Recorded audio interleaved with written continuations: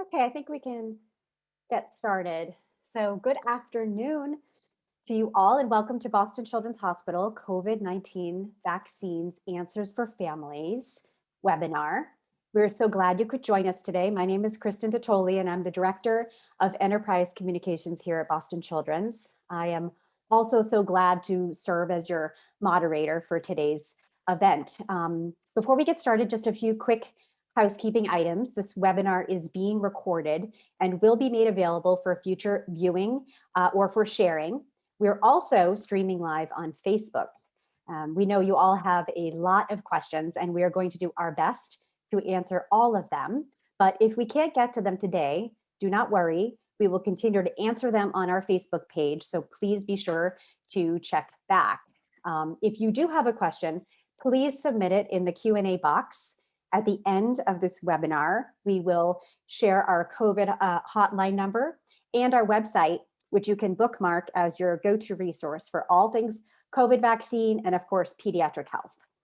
We are so lucky to have two incredible expert panelists with us to help guide our discussion. I'd like for each to take a moment to introduce themselves, and I will start with Dr. Tom Sandora. Tom? Great, thanks, Kristin, and hi, everyone. Very happy to be here. I'm Dr. Tom Sandora. I'm the hospital epidemiologist, which means that I run the infection prevention and control department here at the hospital. And I'm a pediatric infectious diseases physician helping to lead the response to the COVID-19 pandemic. Thanks, Tom. And Dr. Kristin Moffitt, which I know some of you might know from seeing her on her weekly appearances on Channel 5 here in Boston. Kristy? Yeah, thank you so much for having me today. I am Kristin Moffitt. I'm a pediatric infectious diseases physician here at Boston Children's Hospital, and also do a fair amount of research in bacterial infections and more recently in COVID infections. Great, thank you so much. Okay, let's get started and jump right in. But first, let's just say vaccines are currently underway here in Massachusetts. And keep me honest, but as of this morning, I believe 35% of the Massachusetts population have been fully vaccinated. That is 16 and over. But listen to this, over 1.7 million 16 and over, one-dose vaccinations nationwide, and over 430,000 full-dose vaccinations nationwide for 16 and over. I think Gen Z is in it. This is exciting stuff. So with the excitement comes a lot of questions, which is why you were both here with us today. So Tom, can you get us started and give us a brief vaccine 101? Tell us a little bit about the vaccines, the differences, what they're made up of. Specifically, could you talk a little bit about mRNA? Yes, happy to. So we have 3 vaccines that are authorized for use here in the United States so far. I'll talk about the first 2 that were authorized, which were the Pfizer vaccine and the Moderna vaccine. Those are both mRNA vaccines. And then Kristy will talk about the J&J vaccine. So the mRNA vaccine, so what does that mean? M stands for messenger. So messenger RNA is basically the code that our bodies use to produce proteins. And our bodies do this all day, every day. They read our genetic code from mRNA and make proteins so that we can do all the things that our bodies are supposed to do normally. So this is a routine part of our existence as human beings. And so the vaccines that are the mRNA vaccines they contain a short snippet of code that encodes for one protein from the coronavirus. It's called the spike protein. And that mRNA snippet is basically packaged in a little fat globule. And so that's really all that's in the vaccine. And when you get one of these vaccines, basically your body reads that code and can make the one protein from the virus. And the goal of making that protein is so that your immune system can recognize it and then create antibodies and cells that could fight off the infection if you're ever exposed to the virus in the future. A couple things to know: you cannot make the whole coronavirus from these vaccines because it takes more than 25 proteins to actually make a whole virus, and there's only the code for the one protein. So you can't get COVID-19 from the mRNA vaccines, and they don't actually contain any live virus at all.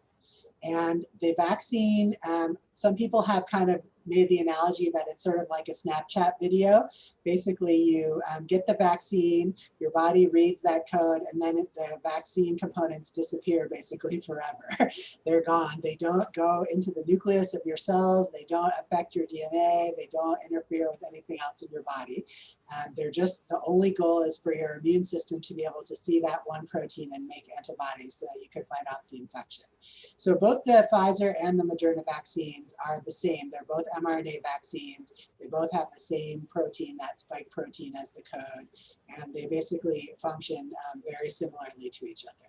And they're both 2-dose vaccines. So for the Pfizer vaccine, you get the first dose, and then 3 weeks later, you get the second dose. And for the Moderna vaccine, the second dose comes 4 weeks after the first dose. Right.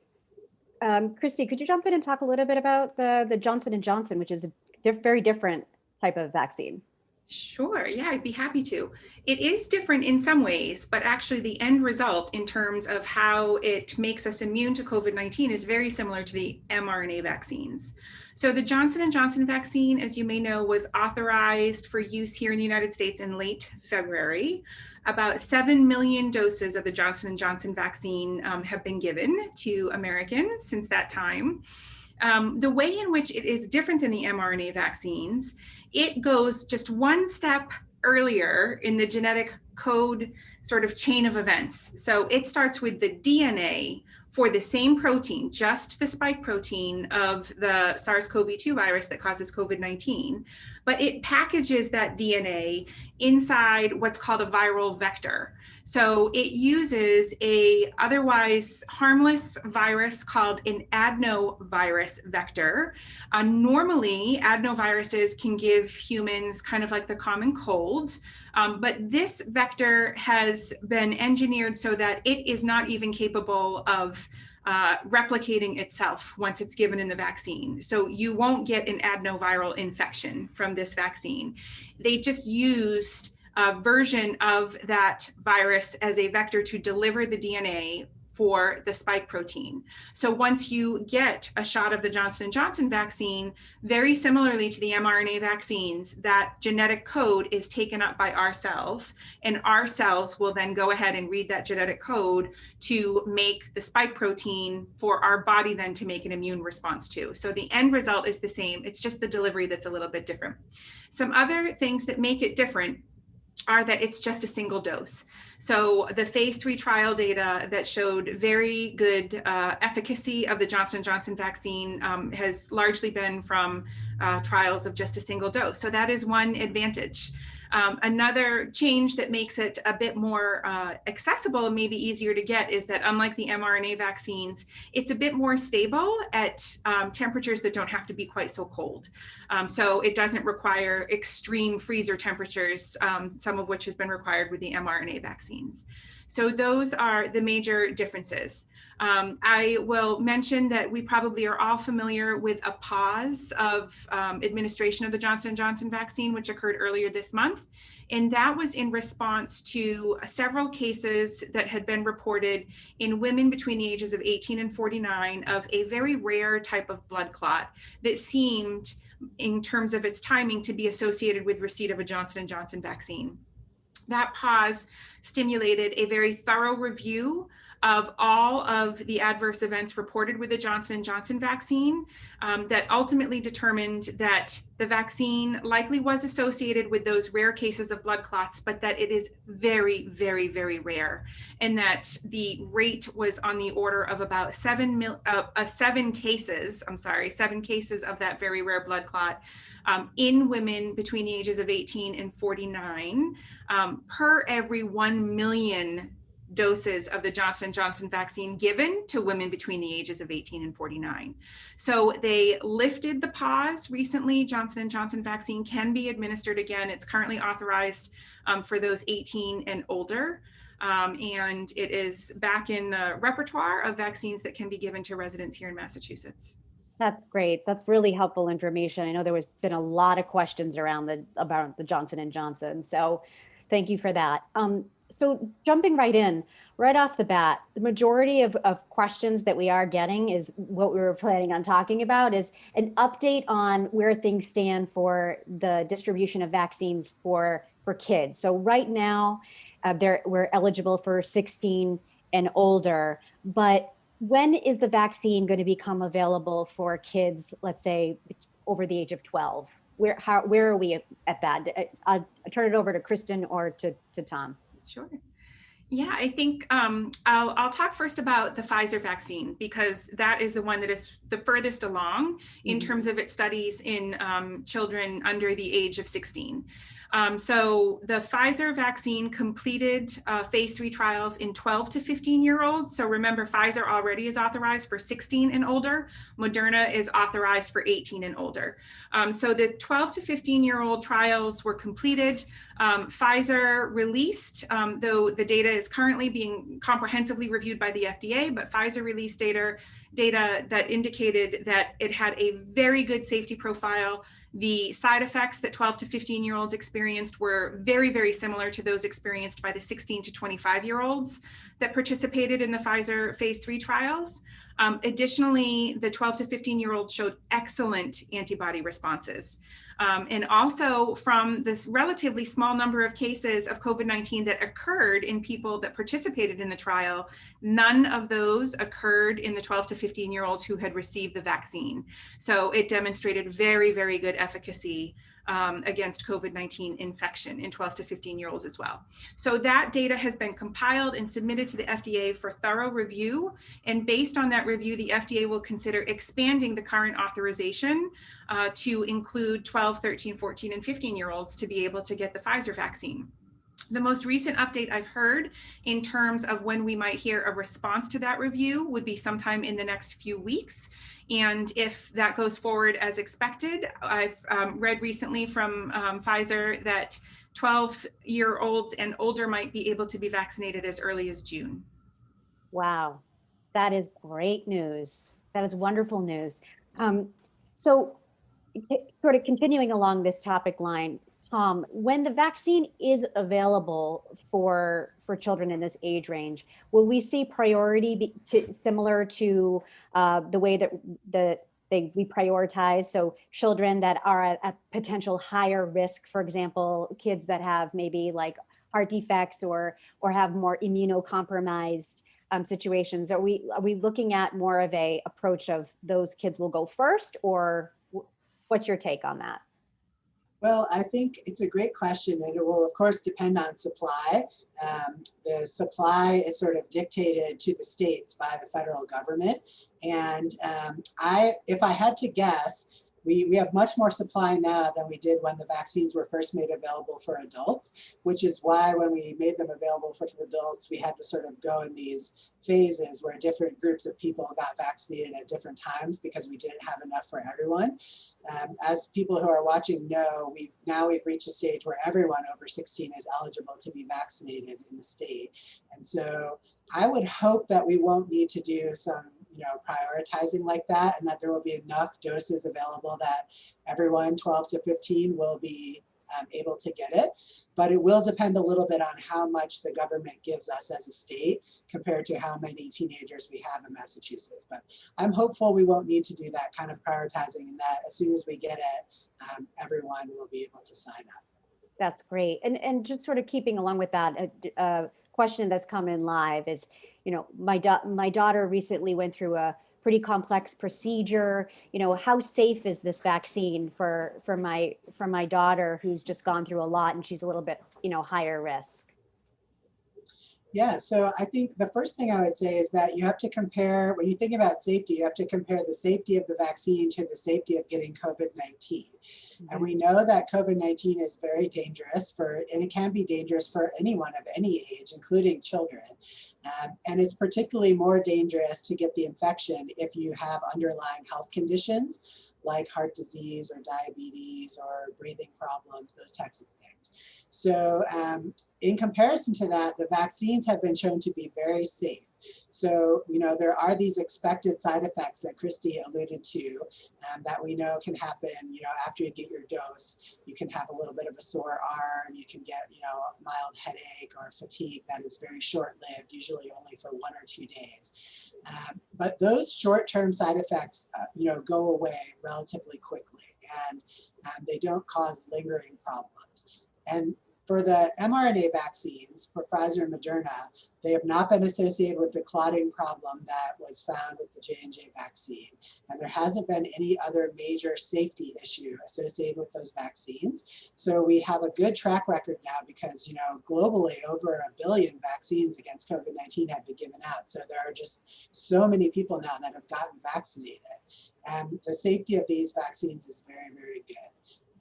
I think when we think about safety, you know, people often worry about long-term safety. And so I just want to say a couple of things about that, and Kristin can add in if she has other thoughts. When it comes to vaccine safety, we know from a track record of using many vaccines over many years that if there are going to be problems that are related to a vaccine, they almost always happen within the first 6 weeks after vaccination. And it's really, I can't even really think of any vaccines that have ever been licensed and used where you get the vaccine now and then years later there's some problem that arises that's felt to be related to the vaccine. When those questions have come up before, careful studies have never shown that those problems are really associated with the vaccines. So we don't really think about long-term problems related to vaccines. What we think about is the short term and really the safety over the first 6 weeks or so after you get vaccinated. And so, you know, that clotting problem that Kristin mentioned happens usually 1 to 2 weeks after the Johnson & Johnson vaccine. It's not something that is arising, you know, months and years after vaccination. So I want people to feel assured that, you know, we know what the side effects are in the short term, but there's no reason to believe that there's going to be any long-term problems related to these vaccines. And the United States has very good safety systems in place to track vaccine safety data, which they will continue to monitor for a long time, you know, after the vaccines are first authorized. But I really have high confidence that these vaccines are safe.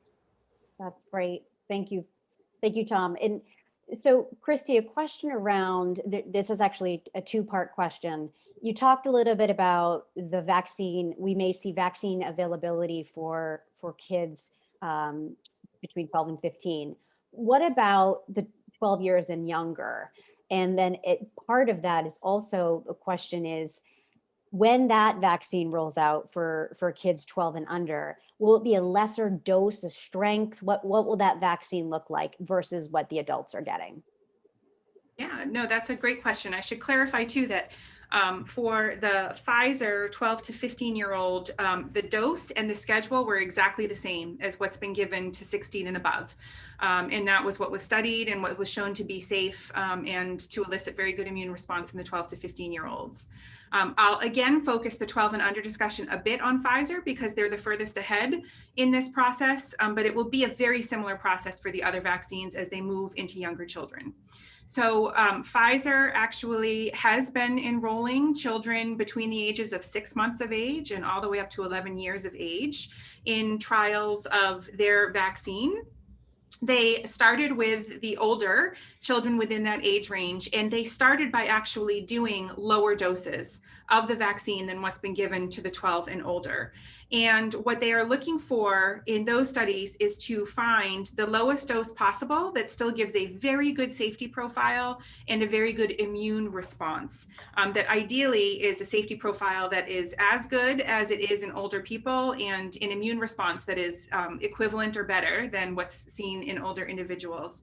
So once they really are able to hone in on the dose that achieves that meets those criteria, then they will enroll a slightly larger number of children within that age range to receive either that dose of the vaccine or a placebo. And they will follow that larger proportion of children over time, continue to monitor their immune responses from studies from the blood and to monitor for any cases of infection in those individuals. So what we've heard most recently from Pfizer is that their enrollment in the 5 to 11-year-olds is going very well. We may even have some of that preliminary data around the dosing that seems to be the safest and that seems to elicit the best immune responses, even as early as July of this year. That doesn't quite mean that they would have all of the data they need to submit for authorization, but at least I think the preliminary view of dosing and immune responses should be available by then. And then in the 6-month-olds through to the 4-year-olds, they've even announced that they would expect currently, if things continue to go well, to have that preliminary data by September. Again, that does not mean that they'd be ready to submit for authorization in September, but at least there would be that preliminary look. So I think there are a lot of things that need to happen between now and then, but I think the current projected estimates, if everything goes well without concerns for safety and with these vaccines still looking like they're eliciting very good immune responses, it's conceivable that children under the age of 12 may be eligible for a COVID-19 vaccine by later this year. Wow, that's great. That's great news. Just sticking with you, Kristi, a couple questions around, their child has already had COVID, and, do they really need to get the vaccine for those who have had COVID, let's say, for example? Also, what is the recommended time frame that needs to go by between their last symptoms of COVID and also getting the vaccine? And another question, what about those kids who had Miss C? Okay, so I'm going to start with the first part of the question. If you've had COVID, should you still get a COVID-19 vaccine? And the answer is yes. It is true that getting infected with COVID gives you immunity against repeat COVID-19 infection. However, we do know that that immunity does wane over time. That immunity is likely very sufficient for protection against repeat infection for at least 3 months after a COVID-19 infection. You probably still have some degree of protection after that, but it does start to wane over time. And additionally, with natural infection, the degree of immunity that people get from natural infection varies quite substantially. And a bit of that depends on how severe the infection was to begin with. So we do have some data that are very suggestive that a very mild or an asymptomatic infection does not elicit quite the same magnitude of immune response as a more severe or symptomatic infection. So that variability in the level of immunity that people get after a COVID-19 infection is also another important reason to get COVID-19 vaccinated, even if you've been infected. There have been a number, hundreds of thousands, millions of people now who've received COVID-19 vaccines, even though they had documented COVID-19 infection. The safety profile is still excellent. And actually, even the boosting of those immune responses is very impressive as well. So that's the answer to that first part of the question. In terms of when to get vaccinated after a COVID-19 infection, you basically need to have met the criteria for clearance from isolation. So the criteria currently are that you should remain isolated for 10 days after the onset of your COVID-19 symptoms. Or if you were asymptomatic and just had a positive test, you need to wait at least 10 days until your positive test to be cleared from isolation. So it should be at least that long before somebody gets a COVID-19 vaccine. And then beyond that, though, there really are no time limits on how long somebody should wait before they get a COVID-19 vaccine after infection. If your COVID-19 infection was more complicated, if you received a monoclonal antibody for a COVID-19 infection, there are some circumstances under which you would want to wait longer. So if that was the case, you'd want to make sure to review that with your provider before scheduling your vaccination. Perfect. In response to the last part of the question, for children who've had MIS-C, I would first want to state that that is luckily still a very rare complication of COVID-19 infection. But we do see it, and we have seen a couple hundred cases of it here at Children's.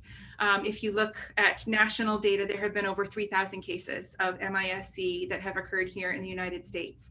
I think what I would recommend for those families is that they review the risk and benefit of COVID-19 vaccination with their physician.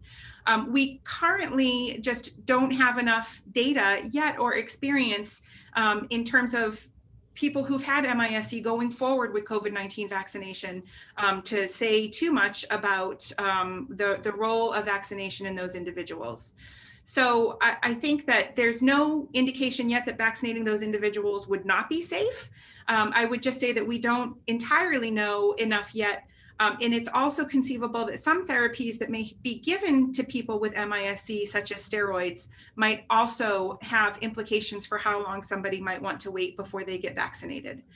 So for those families, I would recommend that they have that discussion with their physician. Thank you so much.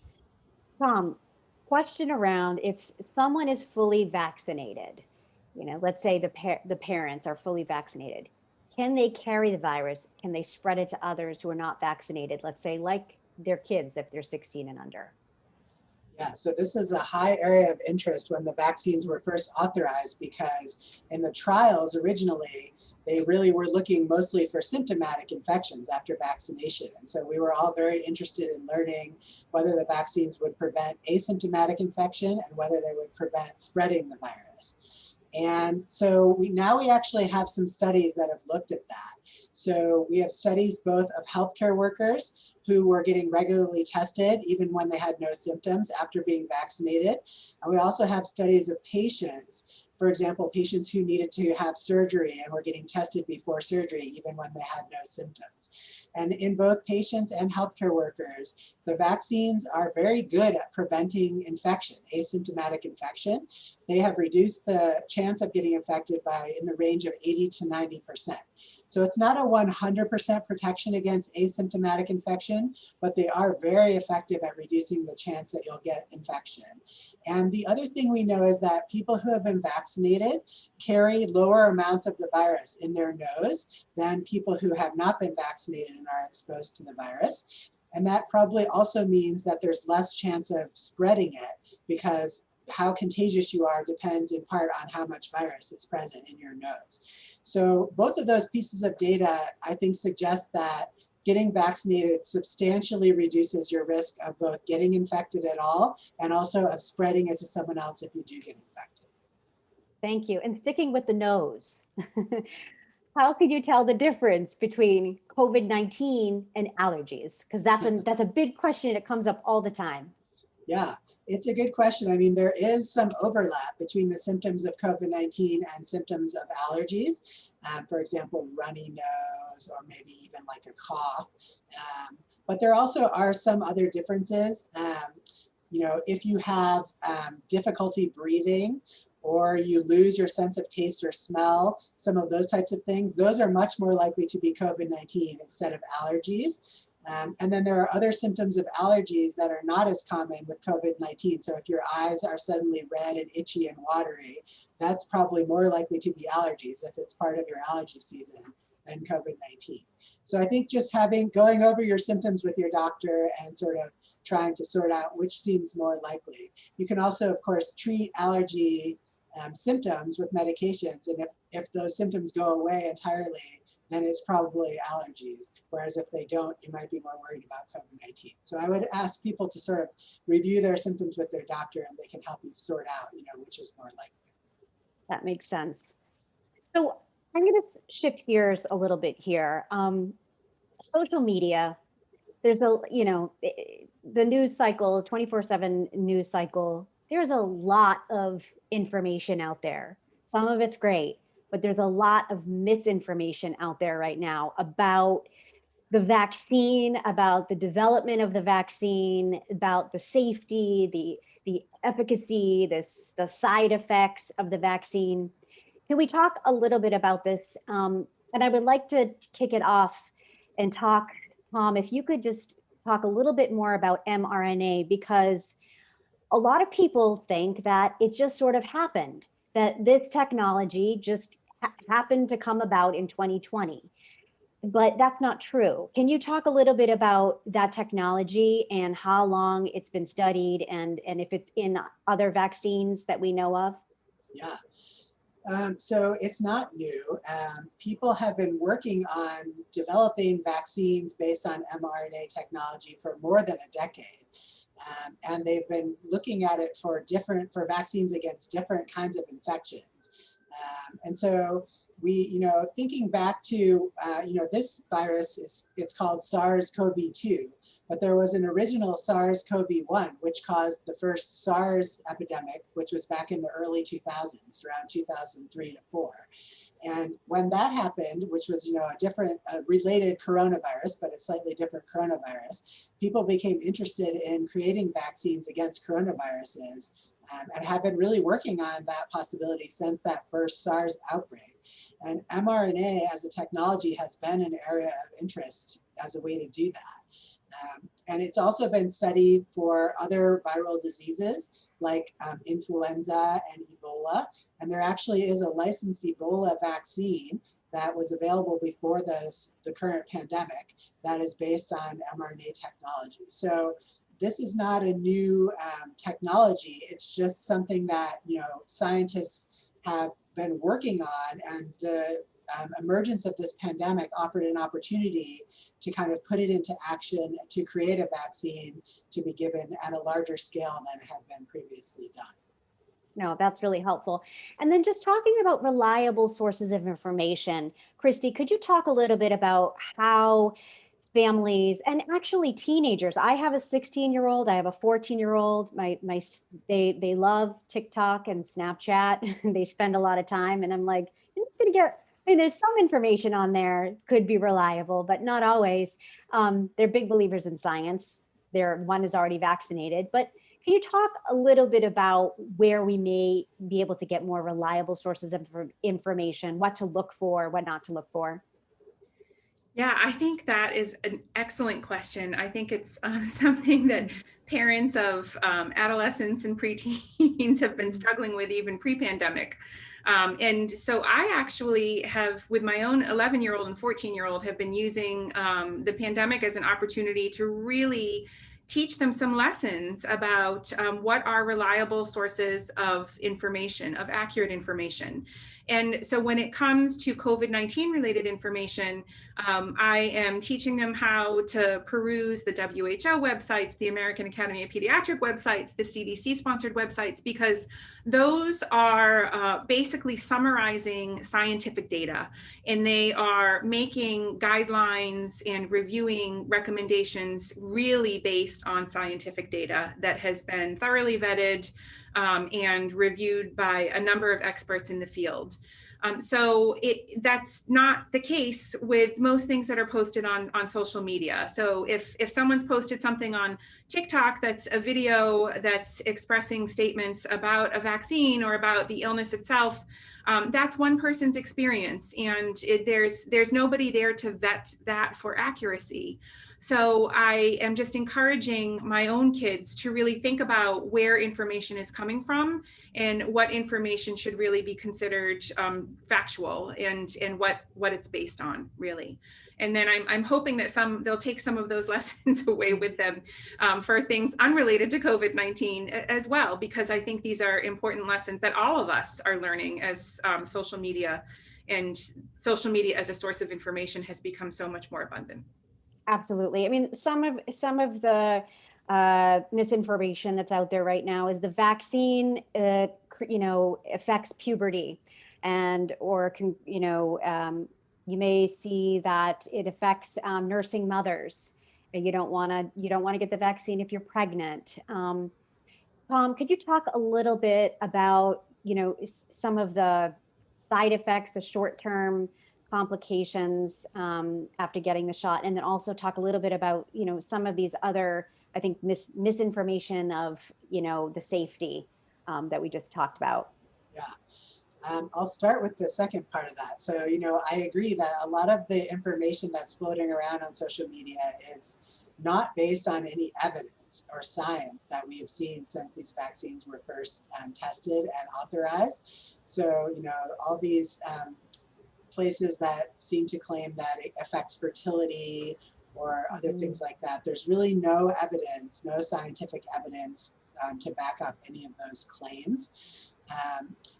I think that speaking about pregnancy is an important thing to think about, because when the vaccines were first tested in the clinical trials, pregnant women were not included in those clinical trials, which is often the case when something is new. Pregnancy will be introduced later, and they're not often included in the initial first studies. And so the good thing is that since the vaccines were authorized, many pregnant women have chosen to be vaccinated. because the risks of getting COVID-19 are actually can be quite high, both for a pregnant woman and for her child. So we know that if you get COVID-19, the natural infection, it can increase the risk that the mother needs to be hospitalized or be put on a mechanical ventilator. And it can also increase the risk that the baby will be born early, prematurely. So because of that, many pregnant women chose, in careful consideration with their own obstetricians and doctors, to get the vaccine to reduce those risks. And now there have been many pregnant women who have received these vaccines. So I jotted down a couple numbers just so people are aware.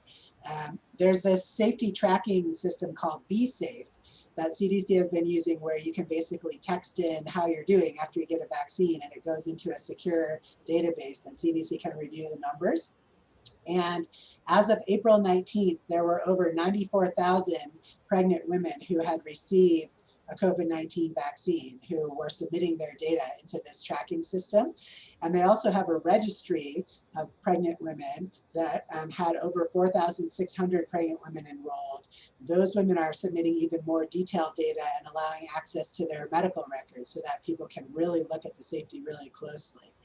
And so we have a growing amount of experience with giving the vaccine in pregnancy. And there was actually recently a paper published in the New England Journal of Medicine, which is one of the top medical journals, reviewing the safety of the vaccine for pregnancy. And there were over 35,000 participants in that study that was published who were pregnant women who got vaccinated. Most of them were vaccinated in the third trimester. So we have more information about vaccination later in pregnancy compared with earlier. And of all those study participants, at the time that this result was published, there were more than 700 babies who had been born to those women who were participants in that study. And they looked at outcomes for the children and also for the women. And the good news is that there were no signals of any serious safety problems. So there were actually no newborn deaths for the women who delivered babies after receiving the COVID-19 vaccine in that study. And they also looked at things like how many babies were born early, preterm, and what size the babies were and other things like that. And if you compare the results from this group of women compared to what we know from pregnant women before the pandemic ever started, the rates of all of those outcomes were exactly the same. So there's no signal from this early data of any pregnancy or infant-related problems related to the vaccine. Now, CDC is going to keep tracking that very closely over time, and there will be more and more women who have received the vaccine during pregnancy and then deliver babies. So we'll get even more information. But I think it's very reassuring that all of the early data don't show any reason to be concerned, either for the pregnant woman herself or for the babies after vaccine during pregnancy. So I think that's really reassuring to know. Oh, that's great. And so keeping with babies, there's been some questions around, it may take a while before you can get a vaccine for, let's say, your, babies, maybe, newborn to 3. Some of the questions that are coming in are, what is the best approach for our family, who are fully vaccinated to protect our infant daughter? We plan to be careful, distance where possible, wear a mask. However, we've heard we can still bring it home to her. Just looking for some insight on how we might keep her safe, once we come home from work or from our outings and such. Christy, do you want to take that one? Sure. Yeah, I think that when it comes to younger children in particular, one thing that has been shown by a number of epidemiological studies and contact tracing so far is that especially for the very young children, the overwhelming majority of cases of COVID-19 infection in those children are actually transmitted from the adults in their lives. So especially from the adults in their household. So I think getting everybody who's eligible for a vaccine vaccinated within the household is a really important first step. And perhaps one of the biggest steps that can be taken towards keeping an infant safe from COVID-19 when they're too young to be able to be immunized themselves. As Dr. Sandora had referred to, we are now seeing more and more data that are demonstrating the effectiveness at preventing even spread of this virus. So even the chance of someone becoming infected without symptoms and then transmitting this virus onto others, even that is reduced by these vaccines. It's not 100%. These vaccines are not 100% at protecting against any form of COVID-19 infection, but they are very good. So to fill in that gap, doing exactly the things described in that question would still be really important. So still wearing a mask when you are going, particularly when you're going to be indoors with people outside of your household. So whether that's a work setting, whether that's to go out and do something recreationally, and that's especially important indoors. And it's especially important when you're with people whose vaccination status you don't know. So that would be really important. If other people are coming into your home and will be indoors with your younger child or your infant, if you don't know their vaccination status, or if you don't know what their risks of exposures had been in the last 14 days, asking them to still mask and distance would be a safe step as well. So continuing all of those risk mitigation measures that we've been doing, in addition to getting everyone in the house who can be vaccinated, are really solid steps towards keeping those younger children and infants protected. Terrific. That's a great segue. Did you want to say something, Dr. Well, Sandora? yeah, I agree with all of that. And I just wanted to emphasize a couple other things as well. You know, we are always talking about hand washing and hand hygiene and infectious diseases. And so if you're going to be caring for an infant, of course, as you always would, even before the pandemic, just making sure everyone washes their hands really carefully before they hold and touch the infant is always important. The other thing is, if anyone in the house gets sick with any symptoms, it's important to get tested for COVID-19 to make sure that you don't have it, and not to just assume that it's a common cold or because you've been vaccinated that it couldn't possibly be COVID-19. So if you have symptoms that seem potentially consistent, make sure you go and get a test so that you know. And that way, if you are infected, you can separate yourself from the infant, hopefully, and have someone else provide the care. No, that's helpful. Thank you.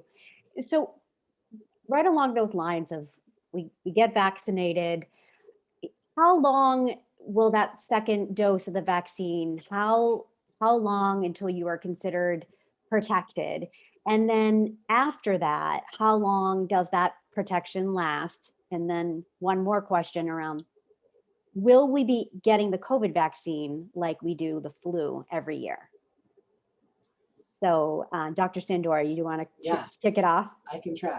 Okay. So CDC says that you would be considered fully immune 2 weeks after your last dose of your vaccine. So if you're getting a vaccine that is only one dose, then 14 days after you get your dose, you're considered kind of fully protected. If you're getting a 2-dose vaccine series, then it would be 14 days after the second dose is when you're considered fully protected. Remind me, the second part was what? The second part is, and then after you're fully vaccinated, how long will that protection last? And will we get it yearly like the flu shot? Right. So we don't really know the answer for this for sure yet. We do know from published data so far that immunity lasts at least 6 months after vaccination, and probably longer. But we have to sort of follow people over time, because we only started giving these vaccines out widely about 5 months ago or so. So we have to keep following people and see how the immunity kind of fades over time. And we have to figure out exactly what's the level where if you go below that, you're not really protected anymore. So CDC and scientists are going to continue to follow that very closely. And that answer will also help us determine about whether we need a booster or repeated doses of the vaccine, sort of the way we do with our annual flu shots. So I do think it's possible that there will be a need for a booster at some point in the future. I'm kind of hopeful, based on what we know so far, that it might not have to be every year, and that we might get enough immunity that it sort of lasts longer than 12 months, but we don't know that for sure yet. And so I do think we have to prepare ourselves for the possibility that a booster may be needed, and the booster itself might change depending on if the virus is mutating and there are variants and things like that. But we don't really know the answer to that for sure yet. Okay, that's great. And so, Christy, quick question about the side effects from the vaccine. Can I take Tylenol? Should I take other supplements before I get the vaccine? And will kids have some of the same side effects as adults when they get the vaccine?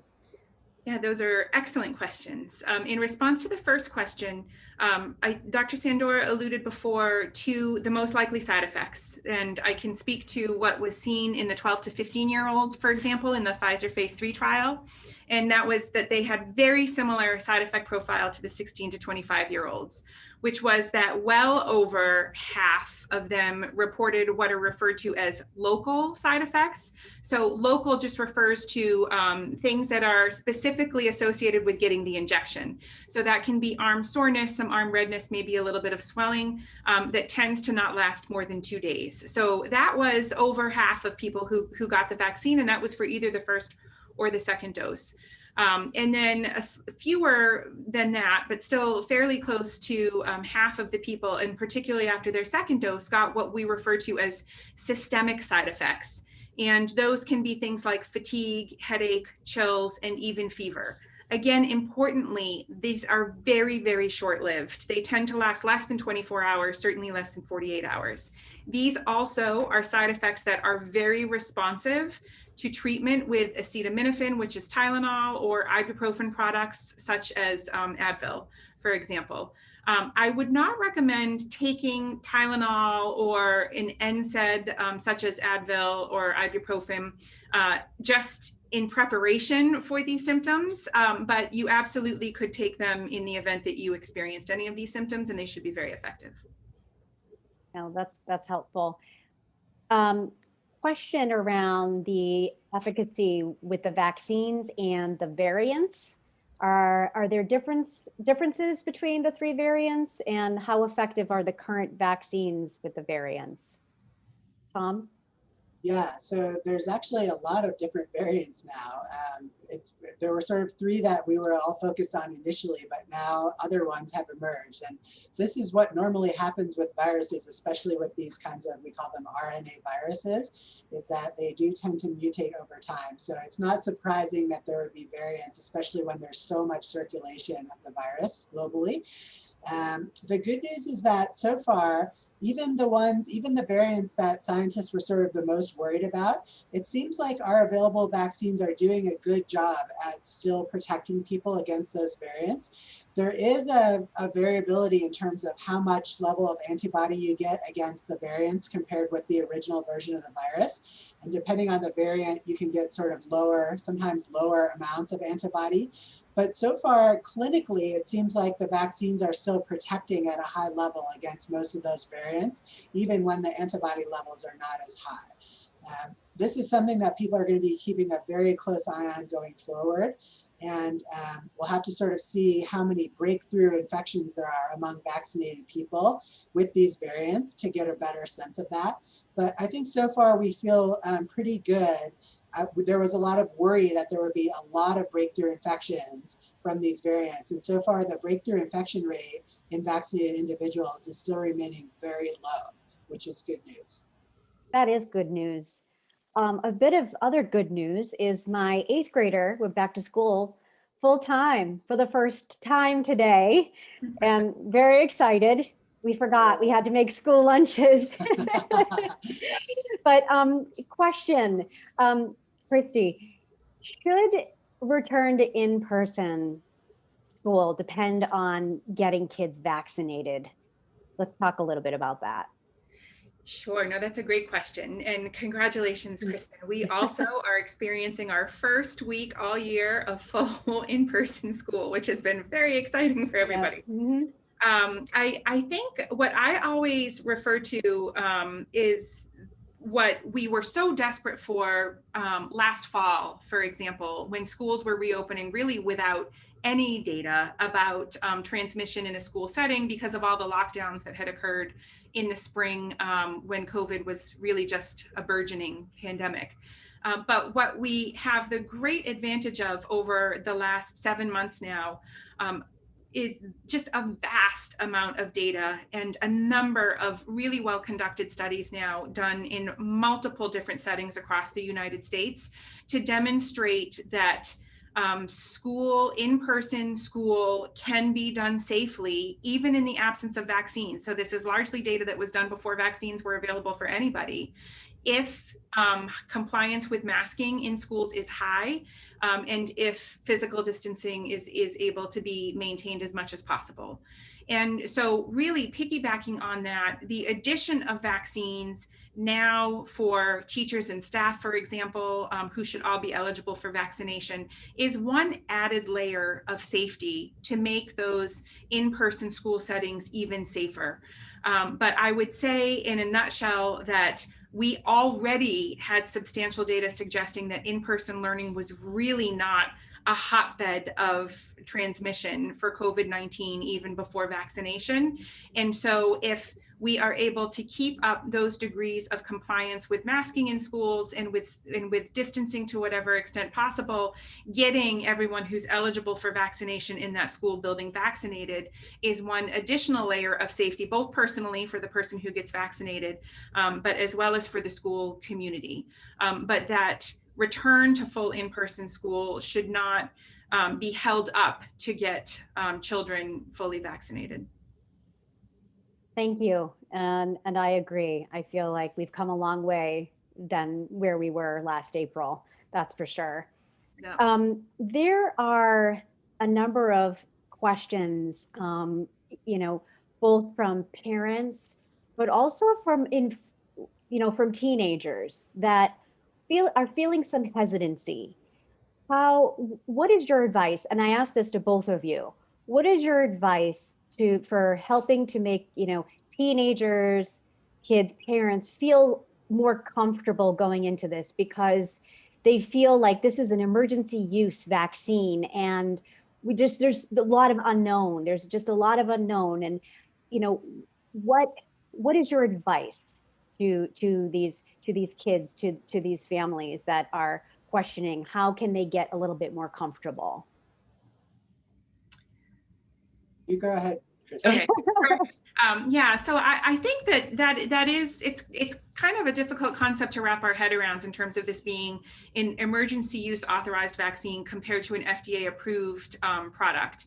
And I just want to reiterate that all of these vaccines will undergo full FDA approval, and that the same safety criteria that would be used for FDA approval were used for emergency use authorization. There were no corners cut for safety assessment of any of these vaccines. It is indeed true that the urgency of this pandemic and of having vaccines available to be able to keep people out of the hospital and keep people from dying from COVID-19 really pressed the time scale on which these vaccines were developed. So what is missing is that long-term follow-up piece, which has traditionally been available for vaccines that at one point were investigational and then undergo FDA approval. Typically, there was somewhere over 12 months of follow-up, but sometimes even closer to 24 months of follow-up of people who had been vaccinated in clinical trials for vaccines historically. But the urgency of being able to offer something to protect people against COVID-19 infection really drove that time scale to be shortened for the authorization. But all of the follow-up data is still being gathered on these vaccines, and they will ultimately be brought forth to the FDA for full approval. And I myself, as an infectious diseases provider and as someone who has been working with and giving vaccines for a long time now and have really witnessed the unbelievable impact of vaccination on the overall health of humanity, take assurance in exactly what Tom was referring to before, which is our decades and decades and decades of experience with multiple different vaccine platforms, all of which have demonstrated that adverse effects from vaccines occur within the first 6 weeks after getting a vaccine. I cannot recall any historical adverse event from a vaccine that wasn't recognized until, months and months to years after having received that vaccine. I also take assurance based on what I know about the biology of these vaccines and what I know about mRNA and what I know about how quickly it just essentially falls apart and degrades in our body, and what I know about how these vaccines don't get into our own cells. They don't mix or interfere with our own DNA. So I scientifically and historically take a lot of reassurance in that knowledge and in that information to feel very comfortable with what has been reported in terms of the safety of these vaccines. And those are the discussions I have with my own children. Thanks. Yeah, Tom? I agree with that. I think a couple of things I would say. One is that our country has a very robust way of approving vaccines, more robust than is present in many other countries. They don't just accept the word of the manufacturer that the vaccine is safe and effective. They actually get all the raw data themselves, and the FDA looks at every number and every piece of data, which is why it takes weeks for them to issue authorization. So there's really a very careful and robust review of safety and efficacy data before any vaccine is authorized, even if it's for emergency use. So that, I think, is should be reassuring to families and patients. And the other thing is that, it's unusual that after a vaccine is released that we could have 1 billion people vaccinated over such a short time period. But we have that for this vaccine because of the urgency of the pandemic. And so we have a huge amount of accumulated experience using this vaccine in literally hundreds of millions of people. Whereas normally it could take years before 1 billion people had all gotten a new vaccine.